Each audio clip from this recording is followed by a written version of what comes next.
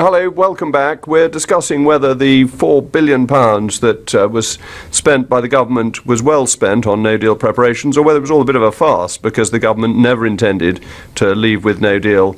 Anyway, lots of calls are coming in, and we've got David, a caller from New Malden. Hello, David. Or have we got David?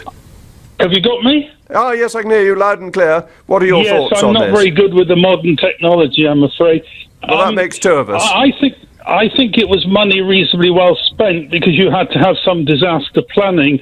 But I'm more concerned, really, that you're still having a go at Philip Hammond. I think we're looking for a little bit of unity across the country. I think you should apologise for comparing him, as you did earlier in the year, to a dog returning to his vomit. I don't think you should be quoting the book of Proverbs in order to do down one of your fellow Conservatives. I mean, I think that's going too far. You need to moderate your language, if I might say so. And I think a bit of an apology, a sort of a holding out of a hand, I don't know, friendship, but of something in that direction wouldn't go amiss. Do you agree? Well, I don't know. I think as a fool returneth to his folly, so a dog returneth to his vomit is a very suitable quotation for the Treasury forecast. They keep on making rubbish forecasts, and nobody believes them. That was associated with Hammond, and well, he's in charge. You're comparing somebody to a dog, which I don't think is on. Oh, you're too sensitive. You run into the Sermon on the Mount, don't you?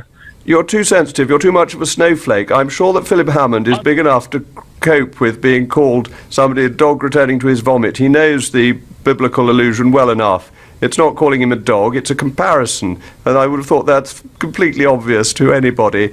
And this sort of approach to language, I think, is a bit wet, frankly, that politicians have to take with the rough with the smooth. And if they fail in their job, and if they give absurd forecasts and they give credibility to them, and they don't deliver on election promises, they must expect to take a bit of criticism.